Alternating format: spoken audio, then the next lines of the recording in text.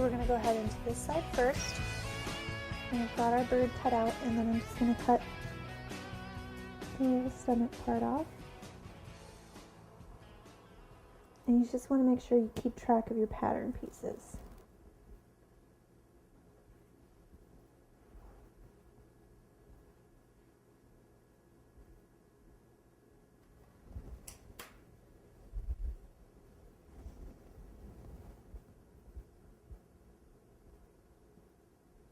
If you've got kind of a rough edge, you can go back with your paring knife or your X-Acto knife, clean it up a little bit.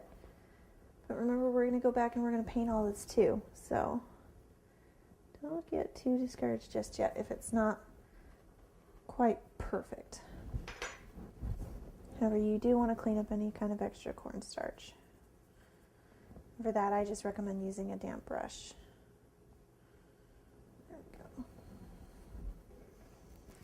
Now remember, we still have our first belly piece off of our songbird over on this side. Don't lose it, it's really small. And we're going to go ahead and add these other pieces that we're going to cut off of this pattern here in a second. And you shouldn't get them confused. It's pretty obvious where they go.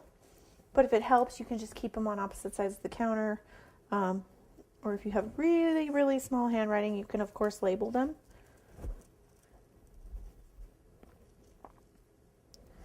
And once again, don't forget you're cutting that beak off.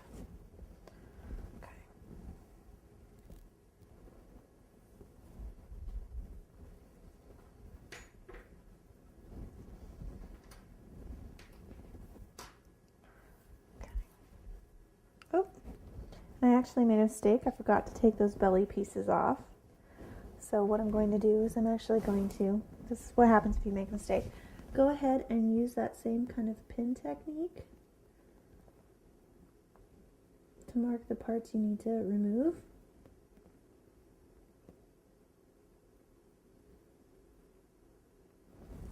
Go ahead and peel up your pattern and take those parts off.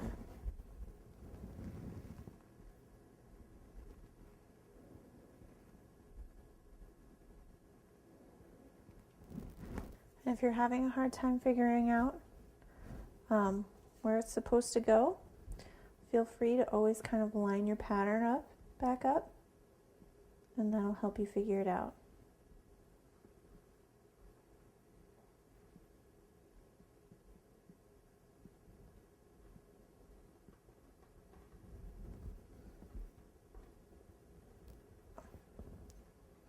All right, let's go ahead and add their stomachs and the rest of the little details.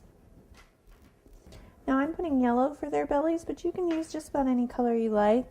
Red and green are also pretty traditional. And I realize how teeny tiny these pieces are.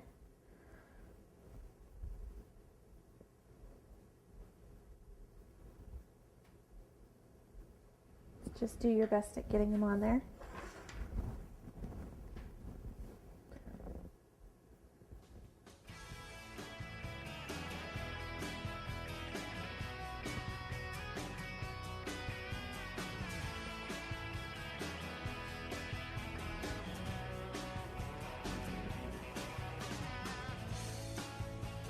Now, if you notice your pin mark showing, go ahead and rub it with your finger